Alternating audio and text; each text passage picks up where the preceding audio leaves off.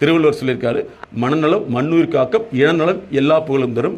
அதே போல அவரே சொல்லியிருக்கார், அறிவினால் ஆவதும் உண்டோ பிரிதி நோய் தம் நோய் போல் போற்றா கடைங்கிறார். நமக்கு அறிவு இருக்குதுன்னா பிறருடைய நோயை குணப்படுத்தக்கூடியதான் அறிவுங்கிறார். பாரதியார் என்ன தெரியுமா சொல்றாரு, சுத்த அறிவே சிவம்ங்கிறார். அப்போதான் நம்ம உடலை இயக்கக்கூடியது, வாழ்க்கையை இயக்கக்கூடியது இந்த மனசுங்கிற அறிவு தான். அப்போ மெயினாக உங்கள் உடல் எப்போ கெடும்னா உணர்ச்சி தூண்டப்படையில் முடக்கப்படையில், தூண்டி வெளியில் வரையில் அது கோபமாகவோ மற்ற விஷயங்களாக உருவாகும். இந்த கோபம் உருவாயிடுச்சுன்னா அதிகமாக பசி உருவாகும். எங்கள் மேடம் ஒரு கன்சல்டேஷன் பார்த்தாங்க, ஒரு சயின்டிஸ்ட்டு, அவங்க ஃபேமிலியே எல்லாமே டாக்டர்ஸ்னால் சாதாரண டாக்டர்ஸ் கிடையாது, எவ்வளோ பெரியவங்க. அவங்களுக்கு என்னென்னா பசி, அகோர பசி. இப்படி உள்ளவங்களை நாங்கள் கண்ட்ரோல் பண்ணுறதுக்கு, அவங்க சரி பண்ணுறதுக்கு 3 வருஷம் வேறு எந்த மெடிசனுமே இல்லை. அந்த ஃபீலிங்ஸ் எங்கே இருக்குன்னு மட்டும் கிளியர் பண்ணாங்க. இப்போ சாப்பிட்றது ரொம்ப கிளியர் ஆகிடுச்சு.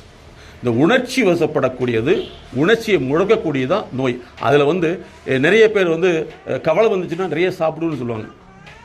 அந்த கவலையினால் வரக்கூடிய அந்த சாப்பாடு இருக்குது இல்லைங்களா, அது ஆக்சுவலாக என்னென்னா ஃபில்லிங் தான், அது ஃபியூலிங் கிடையாது.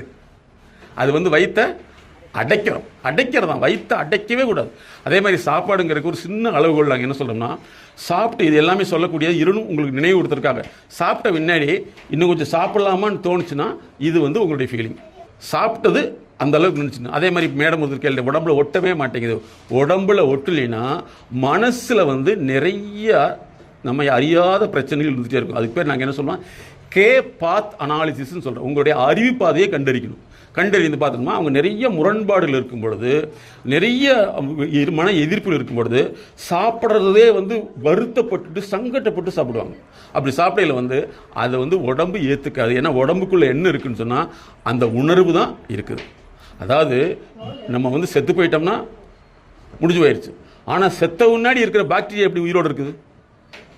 அப்போ அது செத்து போயிடணும் அல்லவா, இல்லைங்களா? அப்போ என்னென்னா அது உயிர் உடன் தான் இருக்குது. அதனால் உடலில் அதிகமான உணர்ச்சிகள் தரப்படுத்தப்படாத பொழுது அது பல்வேறு வகையில் நோய்களை உருவாக்கும். அதில் மெயினாக நீங்கள் எப்போலாம் ஃபீலிங் வர்றீங்களோ அப்போலாம் இன்னொன்று தூண்டும். அது பசிங்கிற பேரில் தேவையற்ற விஷயங்களை கொண்டு வந்துடும். அதே மாதிரி உங்கள் குழந்தைகளுக்கு சொல்ல வேண்டியது என்னென்னா, உங்கள் வீட்டில் என்ன இருக்குதோ, கடல மிட்டாயா இந்த மாதிரி மட்டும் கொடுங்க.